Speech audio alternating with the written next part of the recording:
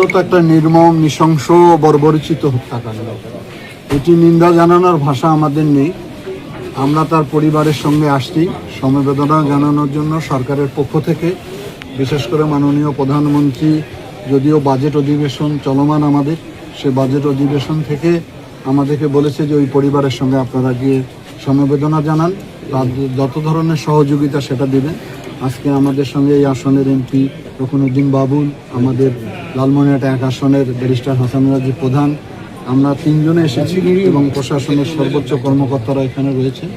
ইতিমধ্যে আপনারা জেনেছেন যে হত্যাকাণ্ডের সঙ্গে যে জড়িত তাকে পুলিশ গ্রেপ্তার করতে সক্ষম হয়েছে এবং সে যতটুকু আমি শুনেছি যে সে স্বীকারোক্তি দিয়েছে যে হত্যাকাণ্ড সে ঘটিয়েছে। আমরা আশা করি আরও কিছু পরীক্ষা নিরীক্ষা বাকি রয়েছে। এটি যখন এসে যাবে দ্রুত সময়ের মধ্যে চার্জশিট দিয়ে এই বিচার কার্য সম্পন্ন করা হবে। আমাদের এই জায়গাটা এরকমই লাগে যে এতটুকু ছোট্ট একটি শিশুকে যারা হত্যা করতে পারে তারা আসলে মানুষ না, তারা নরপিশাচ। তাদের এমন দৃষ্টান্তমূলক শাস্তি দিতে হবে যেটি উদাহরণ হিসাবে থাকে, যাতে ভবিষ্যতে এই ধরনের কাজে কেউ আর যুক্ত না হয়।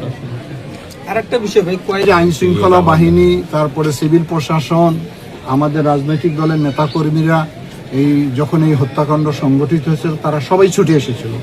তারা আসামিকে উদ্ধার করার জন্য, আসামিকে ধরার জন্য তারা তাদের প্রক্রিয়া চলমান রেখেছিল এবং এক পর্যায়ে আসামিকে তারা গ্রেপ্তার করতে সক্ষম হয়েছে। তখন যারা শান্তিপূর্ণভাবে ফেরত যাচ্ছিল তখন কার উস্কানিতে, কার উদ্দেশ্যে, প্ররোচনা এই ধরনের প্রশাসনকে আক্রমণ করা এবং তাদের গাড়ি ভাঙচুর করা, এটি আরেকটি অপরাধ সংগঠিত করেছে। তারা আইন হাতে নেওয়ার চেষ্টা করেছে। সেটিও আমাদের কাছে মনে হচ্ছে যে কোনো ধরনের এখানে উস্কানি আছে কিনা, কারা জড়িত আছে কিনা এটি পুলিশ তদন্ত করে দেখছে এবং সে ব্যাপারেও আমরা কঠিনভাবে আইন প্রয়োগ করব।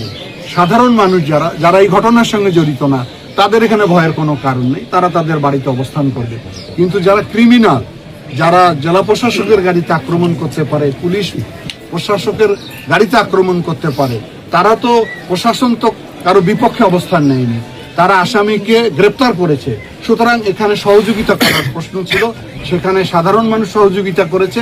কিন্তু কিছু দুষ্কৃতিকারী যারা মব সৃষ্টি করে, যারা একটা ম্যান্ডেট প্রাপ্ত সরকারকে নানান ধরনের প্রশ্নের মধ্যে ফেলে দেওয়ার চেষ্টা করে, তারাই এই কাজ সংগঠিত করেছে বলে আমার ধারণা আর কি।